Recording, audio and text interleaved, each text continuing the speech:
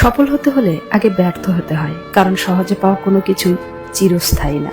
যে সবার কথাকে হেসে উড়িয়ে দেয় সেও কিন্তু কারো না কারো কথায় বড্ড আঘাত পায়, তবে সে কাউকে বুঝতে দেয় না। কাউকে ঠকিয়ে যাওয়ার সুযোগ দিতে নেই, কারণ সুযোগ পেলে শক্ত মাটি বিড়াল আশ্রানোর চেষ্টা করে। সবাইকে কাছের মানুষ ভেবে না, কারণ মুখোশধারী মানুষগুলো সবসময় কাছের মানুষ হয়েই আসে।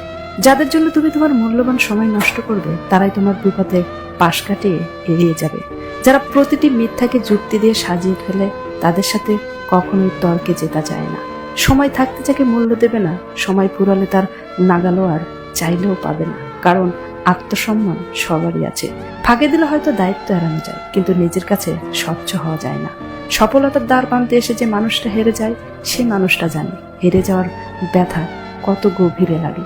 আপনার অনুপস্থিতিতে যদি কেউ আপনাকে স্মরণ না করে, তাহলে আপনার সেখানে উপস্থিতি না থাকাই শ্রেয়, কারণ আপনি তাদের প্রয়োজন ছিলেন, প্রিয়জন হতে পারেননি। বেঈমানদের কখনো অনুশোচনা হয় না, আর বহুরূপীদের জীবনে ভালোবাসা মানুষের কখনো অভাব হয় না। ক্ষতের দাগ মুছে যায়, কিন্তু ক্ষতে দেওয়া মানুষটাকে হৃদয় থেকে মুছা যায় না। আত্মসম্মান রক্ষার জন্য হলেও কিছু কিছু সময় নীরবতায় শ্রেয়। একটা সময় পর তুমি নিজেই চুপ হয়ে যাবে, হয় তুমি ভালো থাকতে, না হয় অন্য কাউকে ভালো রাখতে। মানুষ সব আঘাত ভুলতে পারলেও কথার আঘাত ভুলতে পারে না।